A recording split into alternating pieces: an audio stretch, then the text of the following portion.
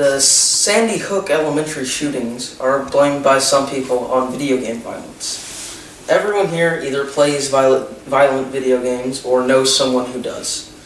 Have you noticed an increase in violent behavior in these individuals? Video games do not promote or cause increased violence in mentally healthy individuals. In fact, they have some real-life benefits.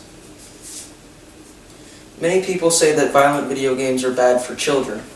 I believe this is true because young children are very impressionable. But once someone reaches a certain level of maturity, the games do not harm them. Some say that these games are the cause of mass shootings, such as the Sandy Hook shooting. I'll admit, no one knows what went on in Adam Lanza's head, but he was not mentally healthy.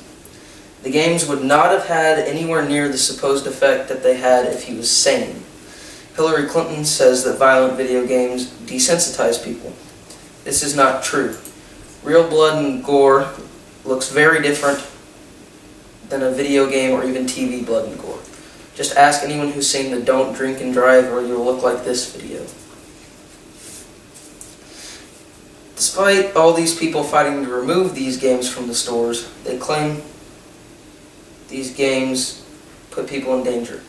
In 2005, California passed a state law saying that violent video games need to have a legal age restriction of 18 years old, but the Supreme Court ruled that this was a violation of freedom of speech. Contrary to what these people think, juvenile murder has dropped 71.9%, and juvenile violent crime has dropped 49.3%, while violent video game sales quadrupled between 1995 and 2008. This further supports that people who were involved in mass shootings, such as Adam Lanza, are not mentally healthy. It has been proven that many shooters were mentally ill at the time of their actions. Video games actually have a positive effect on people. Persons who regularly play action video games, which often have violence in them, outperform those who do not in cognitive and perceptive studies. To solve the problem of violent video games affecting people, parents should know the risks of placing these violent games into their households. Parents should also check on the mental health of their children periodically, not necessarily professionally, but just to have a general idea of what is going on in their child's head. Stores should also do a background check on people who wish to buy violent video games. If a person lives with a violent family or has had mental health issues in the past, they should not be allowed to buy the violent game.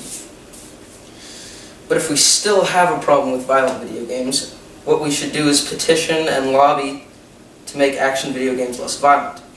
If that fails, we can observe people we know who play violent video games and report violent tendencies to their loved ones. We can also set our own boundaries for what we believe is acceptable.